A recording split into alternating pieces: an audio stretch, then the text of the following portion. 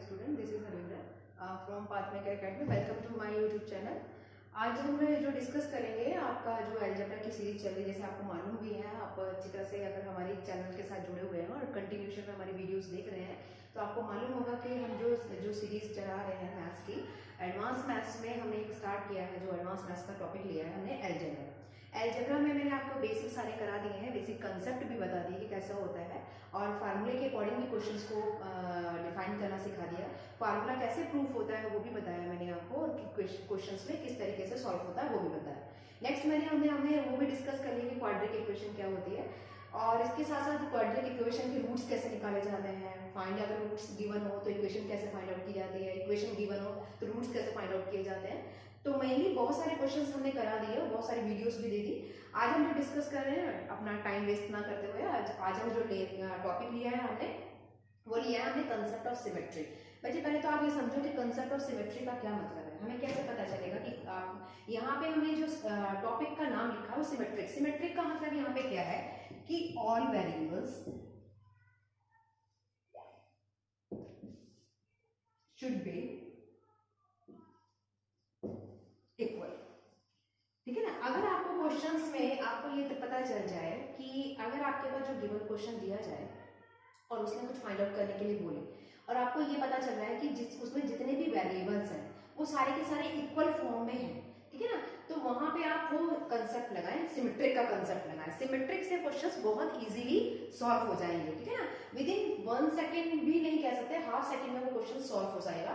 अगर हमें ये पता चल रहा है किसी क्वेश्चन में, दिए हुए क्वेश्चन में, कि हमारे सारे वेरिएबल्स इक्वल हैं, तो नेचुरली सी बात है कहते हैं कि हम पुट वैल्यू क्यों लगाएं। पुट वाले वैल्यू वाले क्वेश्चन आएंगे, वो भी हम बताएंगे कि कहाँ पे वैल्यूज को पुट किया जाता है और आंसर्स को निकाला जाता है, ठीक है ना। एज्यूम कैसे करेंगे कि कहाँ पे हम वैल्यूज को, कौन सी वैल्यू एज्यूम करनी है कि वो वैल्यूज पुट हो जाए, हमारा आंसर आ जाए। लेकिन यहाँ पे हम बात कर रहे हैं सिमेट्रिक की। सिमेट्रिक का मतलब क्या है कि जहाँ पे हमारे सारे वेरिएबल्स इक्वल है। अब देखिए कैसे फाइंड आउट करेंगे, जरा आप क्वेश्चन नंबर 1 पे देखिए। यहाँ में लिखा हुआ है a-1 का होल स्क्वायर प्लस b-1 का होल स्क्वायर प्लस c-1 का whole square is equal to 0। और फाइंड क्या करना है, a plus b plus c is equal निकालना है, ठीक है ना। आपने विद इन जिस बच्चे का ऑलरेडी मैथ स्ट्रॉन्ग है और आपका मैथ्स की बहुत अच्छी नॉलेज है तो उसने तो एकदम आंसर निकाल भी लिया होगा। लेकिन जिस बच्चे का अभी बेस अभी नहीं इतना स्ट्रॉन्ग और नॉलेज नहीं है तो आप कैसे काउंट करेंगे या मींस कैसे कैलकुलेट करेंगे कि a प्लस बी प्लस सी का मान क्या होगा। तो हम यहाँ पे जो फोकस कर रहे हैं वो सिमेट्रिक पे कर रहे हैं, यानी कि जब आपको लगे कि आपकी इक्वेशन में जो दे रखा है वो सारी की सारी सिमेट्रिक फॉर्म में बन रही है, यानी कि सारे वेरिएबल्स आपके इक्वल आ रहे हैं, तो उस केस में आप क्या करें, कुछ नहीं करना, सिंपली आप क्या करें, जैसे क्वेश्चन नंबर मैं 1 की बात कर रही हूँ, जो सोल्यूशन दे रही हूँ, आप मुझे बताइए यहाँ पे इतना तो पता है ना कि यहाँ पे स्क्वायर है, यहाँ पे भी स्क्वायर है और यहाँ पे भी स्क्वायर है, क्लियर है इतनी बात। और आपको ये भी मालूम है कि अगर मान लीजिए मैं आपके पास जो वैल्यूज होती हैं या तो नेगेटिव होती है बच्चे या पॉजिटिव होती है, ठीक है ना। अगर मैं यहाँ पे कोई माइनस की वैल्यू डाल दूं, कहने का मतलब अगर हम यहाँ पे माइनस का 1 ले लें तो आप मुझे बताइए -1 का अगर मैं स्क्वायर कर दी तो मेरे पास जो वैल्यू आएगी वो कैसे आएगी, पॉजिटिव में आएगी, इतना तो मालूम है ना। और अगर हम पॉजिटिव की बात कर रहे हैं फिर तो पॉजिटिव में आना ही आना है, आप स्क्वायर कर रहे हैं। एज एग्जाम्पल अगर आपने +1 लिखा है उसका स्क्वायर कर रहे हैं तो वो प्लस में तो आना ही आना, क्लियर है इतनी बात। लेकिन आप मगर माइनस की कोई वैल्यू अगर आप एज्यूम कर रहे हैं, डाल रहे हैं, तो वो वैल्यू सेट की है तो आपने, तो वहां पे हम क्या कर रहे हैं कि आपके पास अगर स्क्वायर है तो पॉजिटिव में आएगा, ठीक है ना। लेकिन यहाँ पे हम वैल्यू एज्यूम करने वाली बात नहीं कर रहे, पुट द वैल्यू नहीं कर रहे हैं। यहाँ पे हम ये कह रहे हैं कि अगर हमारे पास क्वेश्चन जो दिया गया क्वेश्चन है, गिवन क्वेश्चन जो दिया है, अगर वो सिमेट्रिक फॉर्म में आ रहा है तो वहां पे आप क्या करें कि आप ये अगर सारे, अब पता कैसे चलेगा कि सारे वेरिएबल्स इक्वल है, आप मुझे बताओ। यहाँ a है, b है और c है, ठीक है ना, और सब एक ही फॉर्म में है, माइनस में है, माइनस में है, माइनस में, यहाँ पे a plus b plus c पूछा है, आप मुझे बताओ। और इक्वल में क्या दे रखा है बच्चे, 0 दे रखा है।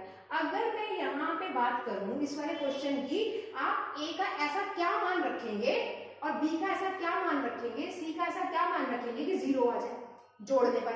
आप मुझे बताओ, अगर मैं इस क्वेश्चन की बात करती हूँ, a का मान अगर मैं 1 रख लूँ, 1 - 1 का स्क्वायर करूँ, और b का मान भी मैं 1 मान लूँ, 1, और c का मान भी मैं 1 मान लूँ, तो 1 - 1 इज इक्वल टू, और इन दोनों का आप सबको माइनस करेंगे तो कितना आएगा बच्चे, 0 + 0 + 0 आएगा, क्लियर है इतनी बात। तो 0 तो आ गया, तो a प्लस बी सी का मान कितना हो जाएगा, आपका आंसर कितना हो जाएगा, 0 हो जाएगा। इतनी बात तो क्लियर होती है।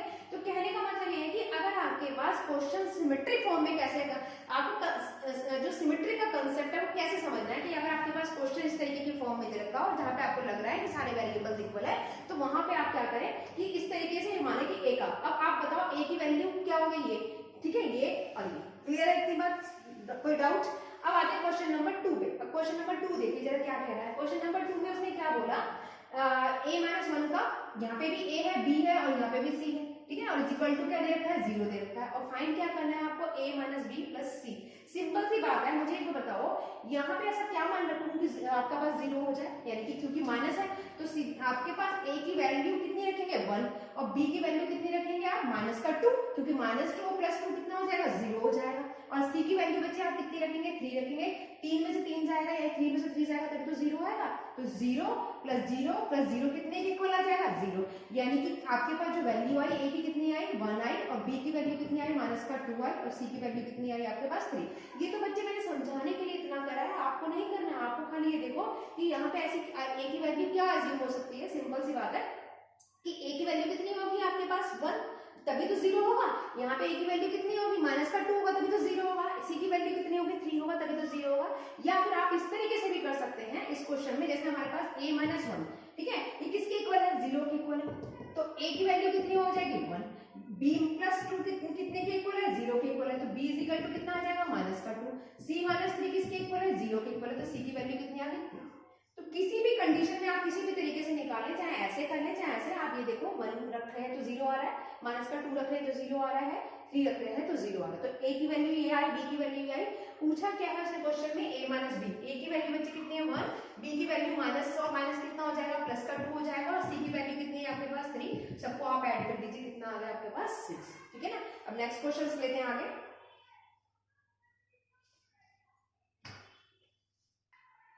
देखिए क्वेश्चन नंबर सेकंड आपका थर्ड है, इसमें लिखा है a प्लस बी माइनस सी और b प्लस सी माइनस ए, सी प्लस ए माइनस ए। देखिए सारे वेरिएबल्स इक्वल है क्योंकि यहाँ पे 2 फिर एक आ गया माइनस में, 2 टर्म पॉजिटिव में एक नेगेटिव के, 2 टर्म पॉजिटिव के नेगेटिव के, और क्या कैलकुलेट करने के लिए कहा है मुझे a plus B plus C calculate करने के लिए कहा है। क्वेश्चंस को हम बड़ी इजीली कर सकते हैं। आप मुझे बताओ कि a की यहाँ पे क्या वैल्यू एज्यूम करूँ, b की क्या एज्यूम करूँ, c की एज्यूम क्या करूँ कि यहाँ पर जो हमारे पास आंसर आए वो 0 आ जाए, ऐसे इसमें 0 आ जाए, ऐसे इसमें 0 आ जाए।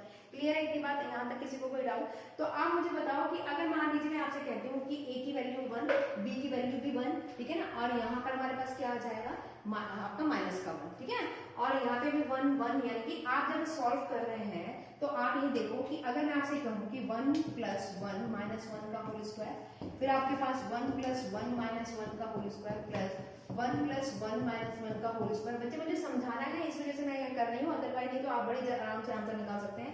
इसका आपके पास आंसर आ जाएगा a plus B plus is equal to 0। Clear, देखो कैसे आएगा। अब हमें पता है कि देखिए आपने यहाँ पे क्या कहा, कहते कि हमें क्यों लेना है, आप ये बताइए, इस पूरे को मुझे 0 के बराबर बनाना है, तो 0 के बराबर कब बनेगा, अगर ये 1 हो जाए, ये 1 हो जाए और ये माइनस का 1 हो जाए, माइनस है ना ये वाला, यानी कि वैल्यू यहाँ पे क्या है, यानी कि सारी की सारी 1 1 रख दूं, सारी की सारी वैल्यूज को मैं 1 1 मान लूं, a भी 1 मान लूं, b भी 1 मान लूं, c भी 1 1 मान लूं। क्यों? क्योंकि मुझे यहाँ पर जब दिखाई दे रहा है एक सिमेट्रिक फॉर्म आ रही है, तो सिमेट्रिक फॉर्म में हम क्या कर सकते हैं, जो भी आपके पास 0 के प्रूफ लाना है, इसको 0 करना है, तो ये कब आ जाएगा, जब a का मान भी 1 हो जाए, b का मान भी 1 हो जाए और c का मान भी 1 हो जाए। तो अब 2 में से 1 करेंगे तो कितना आ जाएगा मेरे पास 1, 1 का स्क्वायर कितना आता है बच्चे 1 आता है, और यहाँ पे अगर मैं बात करें तो यहाँ पे भी कितना आ जाएगा 2, 2 का 1 प्लस 1, ठीक है ना, तो यानी कि आपके पास जो वैल्यू आ गई वो कितनी आ गई 3। क्लियर है इतनी बात। अब आप मुझे ये बताइए कि अब हम कैसे चेक करेंगे यहाँ पे a प्लस बी प्लस सी का मान 3, क्योंकि यहाँ पे तो ऑप्शन में है ही नहीं, ठीक है ना।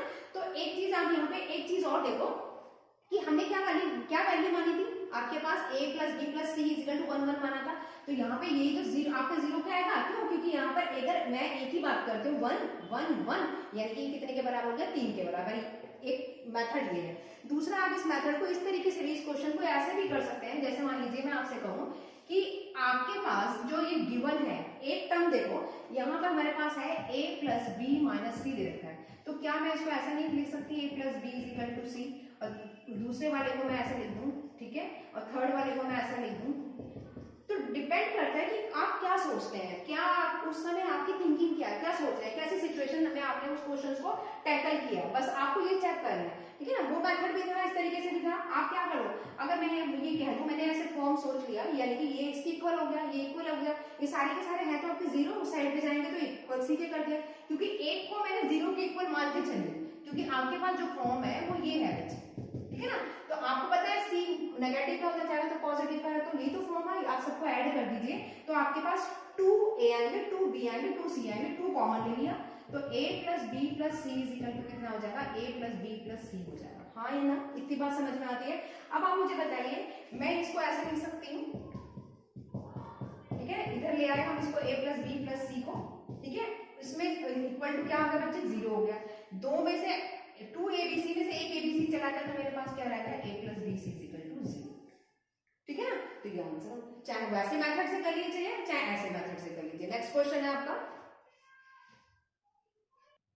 देखिए नेक्स्ट है क्वेश्चन आपका, question number 4, a minus B का whole square b minus C का whole square plus c minus a का whole square is equal to 0 दे रखा है। क्या फाइंड आउट करने के लिए बोला है, a plus B plus C divided by 2a minus b calculate करने के लिए बोला है। ये भी बहुत इजी है, बड़े आराम से निकाल लेंगे। देखिए मैंने इसके ऑप्शंस नहीं लिखे हैं, बिना ऑप्शंस के भी अगर मैं ऑप्शंस लिख दूंगी तो स्टूडेंट्स इतना स्मार्ट है आज के टाइम कि आप सभी को, सबको बेसिक आपका बहुत अच्छा है, मुझे मालूम है आपका स्ट्रॉन्ग और बहुत बेसिक जो है बहुत स्ट्रॉन्ग है, आप बड़ी जल्दी इसका आंसर निकाल लेंगे, ठीक है ना।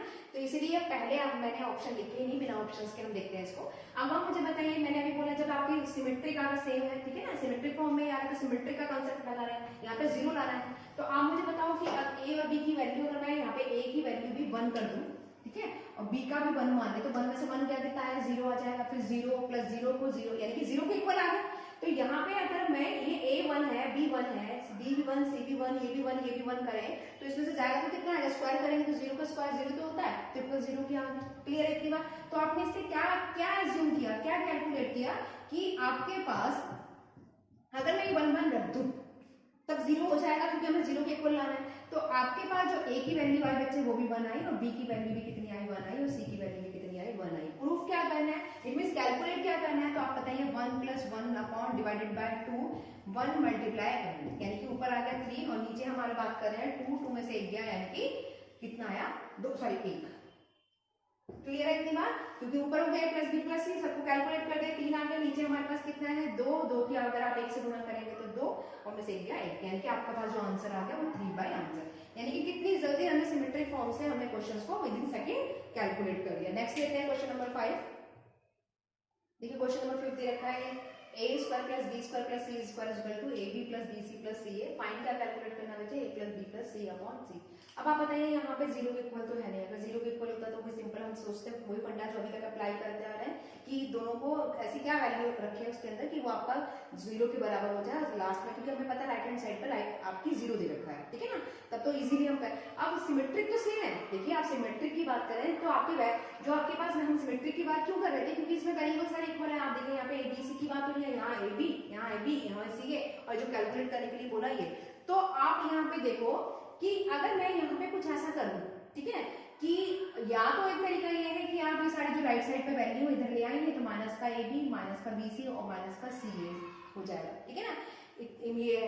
लेकिन अगर उससे कैलकुलेट करूं तो मेरे पास a square plus b square minus 3ab और माइनस का bc और माइनस का ca आ रहा है, ठीक है ना। तो टाइम आपका वो हमें पता है वो किसके इक्वल होता है, 0 के इक्वल होता है। क्लियर है बात, राइट हैंड साइड वाली वैल्यू सारी इसके इक्वल ले आए तो हमें पता है a square plus b square plus c square minus का 3ab माइनस का ab माइनस का bc माइनस का ca, आपकी ये भी आपकी कंडीशन 0 होती है। कब आपको अगर पता हो ये वाला फार्मूला है a Q plus b Q plus c Q minus का 3abc इज इक्वल टू 0। लेकिन हमें इतना लैंग्वेज जाने की जरूरत ही नहीं है, सिंपल आप मुझे बताओ कि जब हमें पता चल रहा है कि सारे वेरिएबल्स इक्वल हैं तो मैं क्या ऐसे नहीं मान सकती सभी को, जो a है वो b के इक्वल है और b को c के इक्वल, यानी कि सबको इक्वल मान लो, a इक्वल है b के और b इक्वल है c के। तो जो आपको क्वेश्चन दे रखा है उसमें हम यानी कि a की जगह पे सब पे a सब्स्टिट्यूट कर दें, यानी कि जितनी भी नंबर्स दे रखे हैं उनमें हम क्या सब्स्टिट्यूट कर दें, a। अब आप मुझे बताओ यहाँ पे a स्क्वायर, यहाँ पे भी a स्क्वायर, क्यों क्या कर रही हूँ मैं, कोई सा भी, कोई a की जगह पे और b की जगह पे भी c की जगह पे भी, सबकी जगह पे हमने क्या सब्स्टिट्यूट कर दिया a।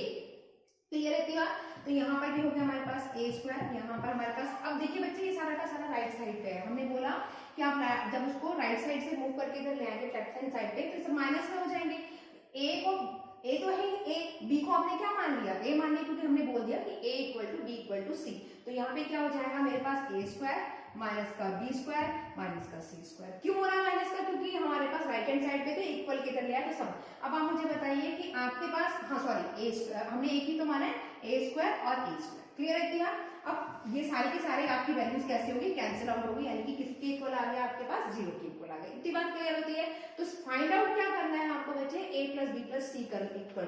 अब आप मुझे बताइए a प्लस ए, ये तो कैलकुलेट करना है, यानी कि हमने क्या सब्स्टिट्यूट कर दिया था a, और नीचे भी आपके पास क्या आ जाएगा, ऊपर कितना हो जाएगा 3a अपॉन a से a कैंसिल हो गया, यानी कि इस वाली वैल्यू की वैल्यू का मान कितना आ गया आपके पास, abc का a plus B plus c upon 2 का आपके पास जो मान आ गया वो कितना आ गया 3। क्लियर है इतनी बात। तो कैसे हमने किसी तरीके से इतनी इजीली आपके पास यहाँ पे हमने वो नहीं रखा, 1 इसलिए नहीं रखा क्योंकि हमें a और bc की वैल्यू नहीं निकाली, क्योंकि यहाँ पे 0 के इक्वल नहीं था, लेकिन हमने क्या करा, सिंपली सब कुछ आपका इक्वल मान लिया। तो आपने क्या कर दिया, एक की जगह पर सबकी सब वेरिएबल्स की जगह पे b और c की जगह पे a को सब्स्टिट्यूट कर दिया और ये 0 के इक्वल आ गया। जब ये 0 के इक्वल हो गया तो आप वहां पे आपको वैल्यू मिल गई, वहां पे भी आप a प्लस बी प्लस सारे b प्लस c की जगह पे भी a शिफ्ट कर दिया और ऐड करा और आंसर आ गया। ठीक है, नेक्स्ट क्वेश्चन लेते हैं। देखिए इसमें क्वेश्चन नंबर 6 दे रखा है। इसमें उसने जो क्या दे दिया कि a plus B plus C is not equal to 0 और a cube plus B cube plus C cube minus का 3abc ये लिखा हुआ है। अब देखिए बच्चे इसमें क्वेश्चंस में, अब आप मुझे बताइए, ये तो आपको फार्मूला मालूम ही होगा, सभी स्टूडेंट्स को ये फार्मूला मालूम है, ठीक है ना, आप लोग 9th क्लास से पढ़ते आ रहे हैं कि जो आपके पास a cube plus B cube plus C cube minus 3abc की बात कर रहा है इक्वल टू 0, ये क्या, ये कब होगा, ये आपके पास दो कंडीशन हो तभी तो होगा, यानी कि या तो a प्लस बी, a बराबर b बराबर c की हो जाए, या तो ये हो जाए, या मैं ये कह दूं कि a plus B plus C is equal to 0 हो जाए, तब हो सकता है। ठीक है ना, तो आप मुझे बताइए, क्योंकि हमें पता है ये गिवन फार्मूला है और हमारे पास इसका फार्मूला जो होता है, तो ये दो कंडीशन इसके लिए पॉसिबल बनती है। एक तो ये बनती है कि a equal to B equal to C, ये सब बराबर होना चाहिए। दूसरी पॉसिबल कंडीशन बनती है कि जब ये a plus B plus C is equal to क्या हो जाए, आपके पास 0 हो जाए, तो ये हमारी जो कंडीशन है वो सेटिस्फाई हो जाए। क्लियर है इतनी बात, यानी कि आप ये कह सकते हैं ये ट्रू हो जाए, यानी कि दोनों में से आप ये कह सकते हो, ऐसे मान सकते हो कि दोनों में से अगर कोई सी भी एक कंडीशन हमारे पास ट्रू हो जाए तो ये 0 हो जाएगा। तो मैं क्या ले लेती हूँ, ये वाली कंडीशन ले लूँ, a बराबर b बराबर c की मान लूँ। तो आप मुझे बताइए कि अगर हम इसके अंदर सारे a की जगह पे सब्स्टिट्यूट कर दें, b की जगह पे भी वो सब सब्स्टिट्यूट कर दें और c की जगह पे, क्योंकि ये कंडीशन पे तो हमारे पास यही आ ही रहा है, ये क्वेश्चन तो मतलब ये फार्मूला तो सिर्फ ऑलरेडी क्वेश्चन में दिया है कि ये वाला ये चीज इक्वल टू 0। ये कब 0 होगी, जब ये दोनों में से कोई सी भी एक कंडीशन सेटिस्फाई हो जाए। तो मैंने ये ना लेके ये वाली कंडीशन ले ली कि a बराबर है b के और b बराबर है c के। तो क्वेश्चंस में पूछा क्या बच्चे, उसने a प्लस बी अपॉन सी पूछा, a का मान b a रख दूं, b का मान भी मैं a रख दूं और c का मान भी मैं a रख दूं, तो कितना हो जाएगा, मेरे पास 2 है और a से a कैंसिल हो गया, तो मेरे पास आंसर आ गया। कितनी जल्दी आंसर आया विद इन सेकंड। ठीक है ना, तो इस तरीके से क्वेश्चन जो होते हैं हमारे सिमेट्रिक बेस्ड क्वेश्चन होते हैं, जिनसे हम इस तरीके से क्वेश्चंस को इजीली निकाल लेते हैं। नेक्स्ट लेते हैं, देखिए क्वेश्चन नंबर 7 है। इसमें क्या लिखा है बच्चे, a square plus b square plus 2b plus 4a plus 5 is equal to 0, find the value of a minus b upon a plus b दे रखा है। ऑप्शंस आपके पास गिवन है। अब बच्चे इस क्वेश्चंस को हम दो मेथड से कर सकते हैं। पहला मेथड देखो जो मैं बता रही हूँ, क्या मुझे आपको इस इक्वेशन को देख के कुछ स्ट्राइक नहीं कर रहा, कहते कि कहीं आप ये बताइए कि ए बी की फॉर्म भी आ रही है, बी की फॉर्म भी आ रही है, यहाँ पे आपके पास 2b भी आ रहा है और यहाँ पे 4a आ रहा है। सिर्फ अगर इस तरीके इस वाली जो हमारे पास कांस्टेंट नंबर है, अगर मैं इसको ब्रेक कर दूं तो मेरे पास ये फार्मूला बन सकता है a प्लस बी का होल स्क्वायर। ठीक है, बन जाएगा a प्लस बी के होल स्क्वायर का। तो मैंने क्या करा, इसको इस तरीके से लिख दिया प्लस 2b प्लस का 4a और मैंने यहाँ पे लिख दिया 4 प्लस 1। क्यों लिख दिया, क्योंकि मुझे पता है 4 और 1 करता है, मेरे पास 5 हो जाता है। अब आप मुझे बताइए a के साथ मैं a की वैल्यू ले लूँ, ये सारी वैल्यू ले लूँ, डिसाइड कर लूँ, तो a square plus 4a plus 4 ये हो गया और plus b square plus 2b plus 1। अब आपके माइंड में आपकी चीज देखते ही समझ में आ रहा होगा ये फार्मूला बन रहा है। ये किसका फार्मूला बन रहा है बच्चे, a प्लस 2 का होल स्क्वायर का फार्मूला बन रहा है। देखो a स्क्वायर प्लस क्या होता है 4, 2 का स्क्वायर करके 4 आएगा, फिर प्लस क्या होता है 2a भी, 2a कि 2 से मल्टीप्लाई करेंगे तो 4a। अब ये किसका फार्मूला बन रहा है, ये हमारे पास फार्मूला बन रहा है b प्लस 1 का होल स्क्वायर। इतनी बात क्लियर हो रही है, कोई डाउट? तो वही चीज मैंने यहाँ पे करा कि एक फार्मूले की फॉर्म में इसको अरेंज कर लिया। अब आप मुझे बताओ कि यहाँ पे अगर मैं बात करूं तो मैं a की वैल्यू क्या रखूं, माइनस का 2 रख दूं तो ये 0 हो जाएगा, क्योंकि यहाँ पे इसने क्वेश्चन में क्या दे रखा था, 0 के बराबर ही तो दे रखा है, ये क्वेश्चन दे रखा है। ठीक है ना, तो अगर a की वैल्यू में माइनस 2 रख दूं तो ये 0 हो जाएगा और b की वैल्यू क्या कर दूं मैं, आपके पास माइनस का 1 रख दूं तो 0 हो जाएगा। क्लियर है क्या? ए की वैल्यू अगर मैं माइनस का 2 रख दूं तो 0 हो जाएगी और बी की वैल्यू माइनस का 1 रख दूं तो 0 हो जाएगी। या आप ऐसे कह सकते हैं कि यहाँ पे a plus 2 is equal to कितना आ रहा है, 0 आ रहा है, तो a की वैल्यू कितनी आ गई, माइनस का 2, और वहां पे b plus 1 is equal to 0 आ रहा है, तो b की वैल्यू कितनी आ गई, माइनस का 1। ठीक है, लेकिन इतना लेंथी करने की जरूरत ही नहीं है, आप खाली इतना माइंड में सोचो बिना पेन उठाए कि a की वैल्यू माइनस का 2 होगी तो 0 हो जाएगा, और b की वैल्यू माइनस का 1 होगी तो हो जाएगा। यानी कि मेरे पास a की वैल्यू भी आ गई, b की वैल्यू भी आ गई। पूछा क्या है उसने, a minus b upon a plus b तो पूछा है। a की वैल्यू बच्चे कितनी आई मेरे पास, माइनस का 2, और b की वैल्यू की अगर मैं बात करें तो माइनस का 1 आया, माइनस माइनस 1 अपॉन नीचे मेरे पास कितना आया, माइनस का 2, और आपके पास प्लस 1 और माइनस 1, ये तो बात कह रहा है। तो आप ये देखिए माइनस माइनस कितना हो जाएगा, प्लस हो जाएगा, तो यानी कि माइनस 2 प्लस 1 माइनस 2 और माइनस 1 यानी कि माइनस का 3 और ऊपर आ जाएगा माइनस का 1। क्लियर है इतनी बात? माइनस से माइनस कैंसिल आया हुआ तो मेरे पास आया ऑप्शन 1/3 यानी कि सी इज अ करेक्ट आंसर। दूसरा मैं क्या कह रही थी कि मैं इस मेथड को, इस क्वेश्चन को इस तरीके से भी कर सकते थे। अगर आपको वैसे तो आपको बच्चे जब क्वेश्चन सॉल्व करें तो आप इक्वेशन देख के सोचोगे कि ये क्वेश्चन आपके पास कौन से फार्मूले में अरेंज हो रहा है, और उसको आप उस तरीके से इक्वेशंस को ब्रेक करना, यानी कि जो नंबर आ रहा है उसको किस तरीके से 2 नंबर्स में आप डिवाइड करके उस क्वेश्चन की फॉर्म में लेकर आइए। ठीक है ना, पहला काम। अगर फिर भी आपको माइंड में समझ में आ रहा, आप मुझे बताओ ये सब इक्वल 0 के बराबर कर रहे हैं, ठीक है ना, तो सीधी सी बात है कि अगर मैं a की वैल्यू की मैं बात करूं, a की वैल्यू अगर मैं -2 रख देती हूँ यहाँ पे, आप सोचो कि मुझे 0 लाना है, 0 कौन सी कंडीशन पर होगा, अगर a की वैल्यू में क्या कर दूं माइनस का 2 कर दूं तो यहाँ तो पॉजिटिव का 2 हो जाएगा, और b की वैल्यू में माइनस का 1 कर दूं तो ये पॉजिटिव का 1 हो जाएगा, और यहाँ पे मेरे पास क्या हो जाएगा, माइनस का 2b, क्योंकि b की वैल्यू 1 मानी है, फिर यहाँ पे क्या हो जाएगा, क्योंकि हमने 4 माना है तो 4 और 2 यानी कि 8। क्लियर है इतनी बात, प्लस का 5।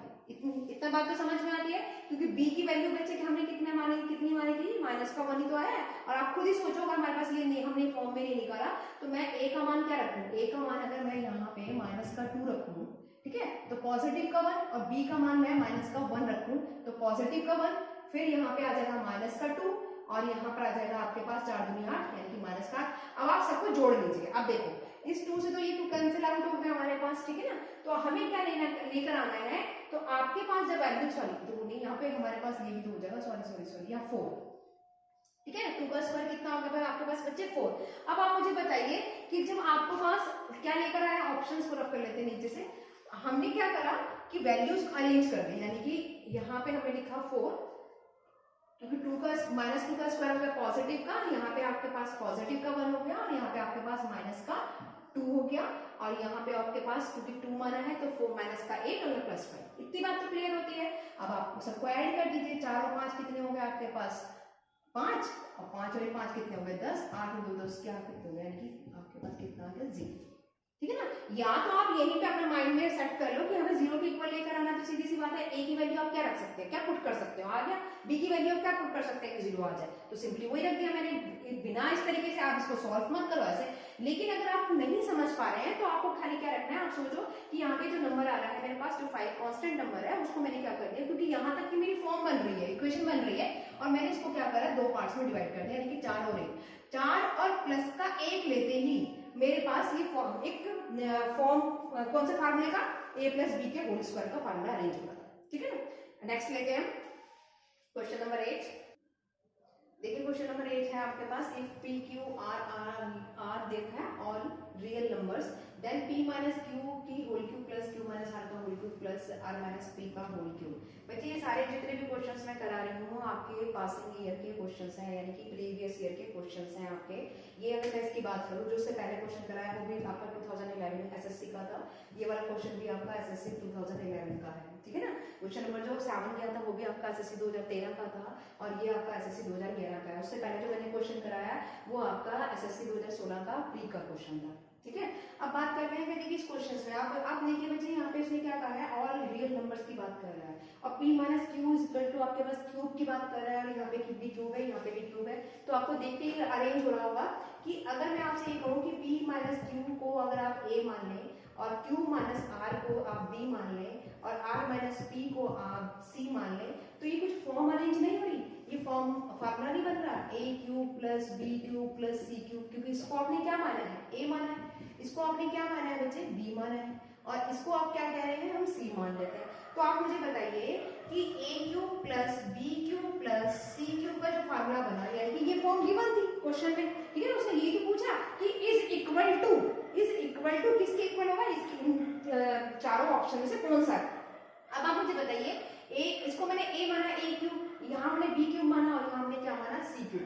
ए cube plus B cube plus सी क्यूब किसके इक्वल होता है 3abc के। ये तो फार्मूला अभी पीछे भी करा हमने कि जब हमारे पास A cube plus B cube plus C cube minus 3abc हो जाए तो उसके लिए दो कंडीशन बताई थी कि एक तो ए प्लस ए सारे के सारे वेरिएबल्स इक्वल हो जाए, ठीक है ना। दूसरी कंडीशन क्या बताई थी कि A plus B plus equal to 0 हो जाए। अब हम यहाँ पे क्यूब की बात हो रही है, तो ये यहाँ पे आपके पास A cube plus B cube C cube किसके बराबर होता है 3abc के। तो आप मुझे बताओ 3abc कौन से ऑप्शन में मिल रहा है, ऑप्शन नंबर ए में मिल रहा है। क्यों, इसको आपने ए माना है, 3ab c, ठीक है ना। आपने इसको क्या माना था ए, इसको बी और सी, तो ये बन जाएगा 3abc, यानी कि आपका option number A is correct. दूसरा मेथड आप ऐसे भी कर सकते थे बच्चे, इसको अगर हम इसको एबीसी की बात ही नहीं कर रहे, मैं डिग्री फॉर्म से करा दूं। अगर आपको ध्यान हो कि अलजेब्रा क्या, जो मैंने सबसे पहले क्लास कराई थी जिसमें मैंने आपको बताया था कि आपके पास जो इक्वेशंस होती हैं लीनियर में भी होती हैं, क्वाड्रिक में भी होती हैं, पॉलिनोमियल इक्वेशंस भी बताई थी। और लीनियर इक्वेशन कौन सी होती है, क्वाड्रिक इक्वेशन कौन सी होती है, पॉलिनोमियल इक्वेशन कौन सी होती है, उसके साथ साथ उसके बाद मैंने आपको बताया था डिग्री का कंसेप्ट की डिग्री क्या होता है। आप मुझे बताइए यहाँ पर अगर मैं बात करूँ पी का अगर डिग्री की बात करें तो 1 और यहाँ पे भी 1 की अगर आप क्यूब करेंगे, क्योंकि अगर आप मैं यहाँ पे बात कर रही हूँ तो इन दोनों की माइनस, क्योंकि आप क्या करते हो जब निकालते हो तो यहाँ पे डिग्री से यहाँ पे किसकी बात हो रही है, क्यूब की बार पावर कितनी है, क्यूब ही तो है। इसका भी 1 इसकी भी 1, तो क्यूब इसका भी 1 और 1 यानी कि क्यूब, इसकी भी 1 इसकी भी डिग्री 1 माइनस 1 यानी कि 1। ऐसा नहीं है कि आप ये सोचे कि एक में से एक चला जाएगा 0 ना। आपके पास मैंने आपको बताया था कहते कि अगर आपके पास जैसे मैं आपसे कहती हूँ r की पावर 2 मल्टीप्लाई r की पावर 3 से मल्टीप्लाई कर रहे हैं तो मल्टीप्लिकेशन में पावर आपकी जुड़ जाती है, ठीक है ना। तो यहाँ पे आपको मल्टीप्लाई में जुड़ रही है, ऐसा नहीं है कि आप ये सोचे कि यहाँ पे इसकी डिग्री 1 है और 1 में से 1 को माइनस कर देंगे तो 0, नहीं, डिग्री तो 1 ही आएगी ना। यहाँ पे माइनस करने से मतलब नहीं है, मल्टीप्लिकेशन में पावर आपकी ऐड होती है, यानी कि डिग्री का मतलब यहाँ पे पावर से, ठीक है। तो इसका कितनी आ गई 3 आ गई, क्योंकि इसकी भी 1 होगी बच्चे, इसकी भी 1 होगी, ये भी 1 ये भी 1 और यहाँ पे भी 1 पावर 1 ही तो है इनकी। तो बाहर कितना लगा हुआ, होल क्यूब लगा हुआ है, तो यानी कि 1 की क्यूब की मैं बात करूं तो अगर आप 1 की क्यूब की बात कर रहे हैं तो कितना आ रहा है 1 क्यूब, और यहाँ पे भी 1 की क्यूब और यहाँ पे भी 1 की क्यूब। ये तो बात हो रही है, क्लियर है इतनी बात। तो अब आप मुझे बताओ कि अगर हम इसे डिग्री की, अगर मैं डिग्री की फॉर्म में अगर इसको अरेंज करना चाहें तो आप इसे क्या, आप ऐसे कैसे कह सकते हो, कहते कि आपके पास ये कौन सी फॉर्म आ रही है, ठीक है ना। तो हमने यहाँ पे अगर मैं डिग्री की बात कर रही हूँ तो आपके पास आ रहा है 3 + 3 + 3। क्यों आ रहा है, क्योंकि इसकी पावर अगर डिग्री ये 1 है तो यानी कि मल्टीप्लाई में आपकी पावर, मैंने बोला ना मल्टीप्लिकेशन में क्या हो जाती है, पावर ऐड हो जाती है। तो यहाँ पे क्या हो रहा है 1 की पावर 3 यानी कि 3 + 3 + 3 यानी कि कितना पास हो गया 9। तो यहाँ पर भी सेम आप इसको काउंट कर लो, तो यहाँ पे इसकी डिग्री कितनी आ रही है 1 और 1 मल्टीप्लिकेशन में कितना हो जाएगा आपका ऐड हो जाएगा, यानी कि 3 की 3 से गुणा करेंगे कितना आ जाएगा 9। तो उस डिग्री के हिसाब से करेंगे तो ये क्वेश्चन ऐसे सही है, अदरवाइज नहीं तो आपको वो फार्मूला मालूम ही है, a cube plus b cube plus c cube minus 3abc होता है, तो वो हमारे पास ऑलरेडी आ रहा है, ठीक है ना। नेक्स्ट क्वेश्चन 9 आपका बोर्ड पे मैंने लिखा है a + a² plus a cube minus 1 = 0। Find the value, क्या कैलकुलेट करनी है बच्चे, a cube plus 1/a calculate करना है। अब आप मुझे बताइए इस क्वेश्चन को हम मैं क्या करूंगी, या तो ये दो तरीके से ये सोच सकते हैं कि किसी तरीके से 1/a का मान आ जाए तो सॉल्व हो जाएगा, एक तरीका तो ये है। दूसरा क्या तरीका है कि अगर 1/a जो है वो कैंसिल आउट हो जाए तो मेरे पास इसकी वैल्यू आ सकती है बड़ा आराम से। तो मैं क्या करूं, किसी तरीके से कोशिश करूं कि 1/a का मान आ जाए। तो हमने क्या करा, जो क्वेश्चन आपके पास गिवन है ये है a + a² + a की क्यूब = 1, ठीक है ना। इक्वल 0 दे रखा था तो मैंने इसे क्या करा, माइनस का 1 है, आपको सभी को मालूम है कि हम इसे राइट साइड पे ले गए तो ये 1 के इक्वल हो गया। अब आप मुझे बताइए कि अगर मैं इस क्वेश्चन में पूरे में 1/a से भाग कर दूं, ठीक है ना, अगर हम पूरे में लेफ्ट साइड पे भी राइट साइड पे भी अगर 1/a से डिवाइड कर दूं तो मेरे पास 1/a का मान आ जाएगा। तो हमने क्या करा, डिवाइड कर दिया। तो डिवाइड करने पे मेरे पास जो फॉर्म आई वो कुछ इस तरीके से आई, हाँ या ना, ठीक है ना। आप इसको a1/a से लेफ्ट साइड पे भी राइट साइड से भी डिवाइड कर दीजिए तो ये वाली वैल्यू आ गई। अब मेरे पास जो ये एक तरह से आप ये मानो कि ये 1/a का मान आ गया। क्वेश्चन में मुझे पूछा गया था हमसे a की क्यूब प्लस, तो मैंने यहाँ पे पुट वैल्यू कर दिया, क्या पुट कर दिया 1 + ये a + a²। क्लियर है इतनी बात, ठीक है। अब इसको मैंने प्रॉपर अरेंज फॉर्म में लिख दिया। अरेंज में क्यों लिख दिया कि आपके पास पहले 3 है डिग्री आपके पास, जो इसकी पावर की बात हो रही है 3 में कर दूं, फिर 2 की कर दूं, फिर a और 1, ठीक है ना। तो हमारे पास हुआ a की पावर 3 प्लस a की पावर 2 प्लस a प्लस 1, यानी कि प्रॉपर वे में अरेंज कर दिया, यानी कि सिस्टमेटिक वे में। अब आप मुझे बताइए क्वेश्चन में गिवन क्या है, a प्लस a, अगर इस 1 को मैं उधर ले जाऊं तो ये पॉजिटिव का 1 हो जाएगा, तो हमारे पास a plus a square plus a की क्यूब का मान कितना आ गया 1। तो क्या मैं इतनी जगह पर 1 नहीं रख सकती, तो 1 प्लस 1 इज इक्वल टू कितना आ गया 2, यानी कि मेरा 2 आंसर हो गया, ठीक है ना। अब कुछ स्टूडेंट के माइंड में ये भी होगा कि इस क्वेश्चंस को अगर हम एक ही मान नहीं निकाले तो भी तो कर सकते थे, हाँ बच्चे वैसे भी कर सकते थे। उसके लिए क्या होता कि आपके पास जो ये वाला क्वेश्चंस जो गिवन कर रखा है ये फॉर्म बन रही है, यानी कि अगर एक तरह से फार्मूला बन रहा है, लेकिन फार्मूला कब बनेगा, अगर मैं दोनों साइड पर, यानी कि ये जो क्वेश्चन है आपके पास मैंने इसको इस फॉर्म में लिख लिया और दोनों साइड पर अगर हम यहाँ पर मल्टीप्लाई कर दें, कैसे, यानी कि किससे मल्टीप्लाई कर दूं, किससे मल्टीप्लाई, क्योंकि a की क्यूब बन रही है a2 और a1, तो मैं अगर यहाँ पर a माइनस 1 से लेफ्ट साइड पर भी और राइट साइड पर भी, ठीक है, किससे मल्टीप्लाई कर दूं, a माइनस 1 से मल्टीप्लाई कर दूं, बस आप ऐसे भी सॉल्व कर सकते हैं। तो मेनली क्या है, जिस समय आप एग्जाम में बैठते हैं, तो एग्जाम में जब आप बैठते हो तो बस आप ये सोचा करो कि क्वेश्चंस को किस तरीके से जितनी इजी आप निकाल सके और जितनी ट्रिक से बेस्ड क्वेश्चन निकालें वो ज्यादा बेटर है। एक तो आंसर भी आपका क्लियर होगा, बिल्कुल सही आंसर आएगा, दूसरा आपका टाइम भी सेव होगा। तो मेनली आपको वो फोकस करना है। यहाँ पर अगर हम मल्टीप्लाई करेंगे तो ये आपको पता ही है ये किसका फार्मूला होता है, a क्यूब माइनस 1 का फार्मूला होता है, सभी को मालूम है कि a क्यूब माइनस 1 का फार्मूला हो गया।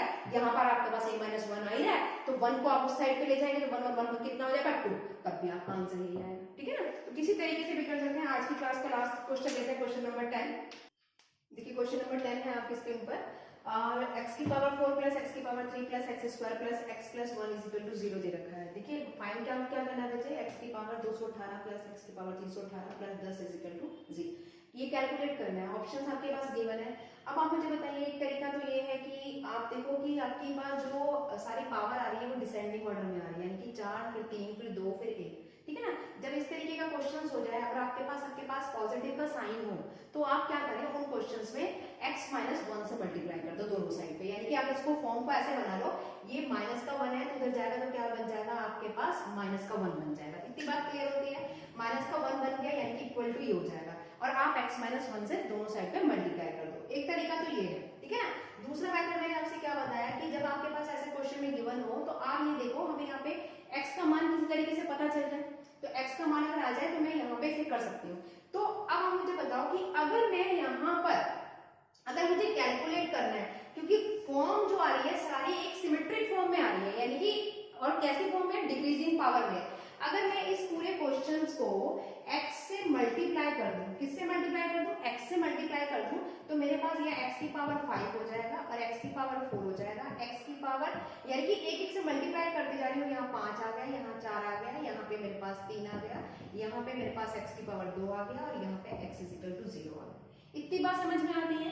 अब आपके पास जब इसको मल्टीप्लाई करा तो कुछ ऐसा आ गया, यानी कि क्वेश्चन तो ये था और ये था। अब मैंने क्या करा, इन दोनों को सब्सट्रैक्ट कर दिया, यानी कि जो हमें क्वेश्चन गिवन था वो तो उसे हमने मान लिया इक्वेशन नंबर 1, ठीक है, जिसमें हमने x से मल्टीप्लाई करी। x से मल्टीप्लाई करने के बाद जो मेरा आउटपुट आया उसको मैंने इक्वेशन नंबर 2 मान लिया। अब हमने क्या करें, इक्वेशन नंबर 1 और 2 को सॉल्व कर लें। कैसे सॉल्व करेंगे, ये वैल्यू कैसे कटेगी, जब हम उनको सब्सट्रैक्ट करेंगे। तो मैंने दोनों इक्वेशंस को माइनस कर दिया।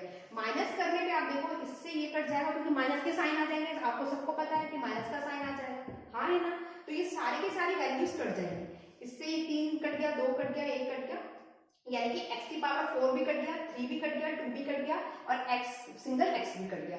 तो मेरे पास क्या बचा, x की पावर 5 यानी कि माइनस का और प्लस का 1 इज इक्वल टू 0, ये तो बचा। जब आप x की पावर 5 कैलकुलेट करेंगे तो बच्चे मेरे पास क्या आ जाएगा, माइनस का 1 और माइनस से माइनस कैंसिल आउट हुआ, यानी कि x की पावर 5 की बात अगर मैं कर रही हूँ तो मेरे पास क्या आ रहा है, 1 आ रहा है। अब आप आप चीज सोचो, यहाँ पर मेरे पास x की पावर 5 है, ठीक है, क्या मैं इसे 1 की पावर 5 नहीं लिख सकती हूँ ना। अब यहाँ पे भी इसकी पावर 5, इसकी भी पावर 5, क्यों? क्योंकि हमें पता है 1 को आप कितनी भी टाइम्स मल्टीप्लाई करें तो वो उतना ही होता है, इसलिए मैंने इसकी भी पावर कितनी कर ली 5। तो मेनली हमारे पास अगर ये देखो तो x का मान कितना है मेरे पास बचे 1 आया। जब आपके पास x का मान 1 आ गया तो मेरे पास जो क्वेश्चन गिवन था क्या फाइंड आउट करना था, x की पावर 2018 प्लस 3018 पावर दे रखी है प्लस 10 दे रखा है, तो मैंने सब में 1 + 1 + 10 रख दिया। क्यों? आपको अभी तो बोला x की अगर 1 की अगर पावर कितनी भी कर ले 1 ही रहता है, नॉन इंपैक्ट होता है, आपको पता है 1 को कितनी बार भी मल्टीप्लाई करो तो यहाँ पे भी 218 का मतलब 1 ही आएगा आउटपुट, यहाँ पे भी 1 ही आएगा, और यहाँ पे ऑलरेडी 10 है तो 10 और 11 यानी कि 12। आपके पास जो आंसर आया वो क्या आया 12, तो option A is a correct answer. तो इस तरीके से सिमेट्रिक भी मतलब आपको वहां पे एग्जाम्स के टाइम पे ये देखना है कि किस तरीके से आप फॉर्म्स को इजी वे में कर सकते हैं। एक वे तो ये था, दूसरा मैंने आपको वही बताया कि उसमें क्या करते हैं आप x - 1, क्योंकि हमें पता है माइनस से चला जाएगा तो ये माइनस का हो जाएगा, तो हम क्या करते हैं दोनों साइड पे x - 1 से मल्टीप्लाई कर देते हैं, क्वेश्चंस को फॉर्म बन जाता है, फिर फार्मूला बन जाता है, उस तरीके से अरेंज कर सकते हैं। लेकिन डिपेंड ऑन द सिचुएशन कि आपके पास उस समय आपको क्या देखना है कि एग्जाम्स में आपको टाइम भी सेव करना है और आपके माइंड पे जो क्वेश्चन उस समय आए वो देखो, वो स्ट्रेटेजी अप्लाई करो कि टाइम भी सेव हो और आपका क्वेश्चंस की जो एक्यूरेसी है वो भी आपकी एक्यूरेसी बनी रहे, यानी कि गलत नहीं करना, आपको सही करना है, ठीक है ना। तो आज जितने मैंने आपको आज की क्लास में आपको टोटल जो कंसेप्ट ऑफ सिमेट्रिक पर बेस्ड क्वेश्चन लिए हैं मैंने आज, उसी से रिलेटेड मैंने सारे क्वेश्चंस लिए आपके और उसी को समझाते हुए थोड़ा क्वेश्चंस का लेवल बढ़ाते हुए चले। अब कहते कि आई थिंक जितने मैंने आपको 10 क्वेश्चंस कराए हैं वो आपको समझ में आ गए होंगे, आई होप कि। लेकिन फिर भी अगर कोई आपको कोई डाउट होता है तो आप हमें कमेंट सेक्शन में जाके उनको आप अपने डाउट्स को क्लियर कर सकते हैं। अगर मेरी वीडियोस आपको अच्छी लग रही हैं तो आप अपने फ्रेंड्स में और अपने स्टूडेंट सर्कल में उनको ज़्यादा से ज़्यादा शेयर करें, ठीक है, और वीडियोस को लाइक करें। Thank you so much watching for this.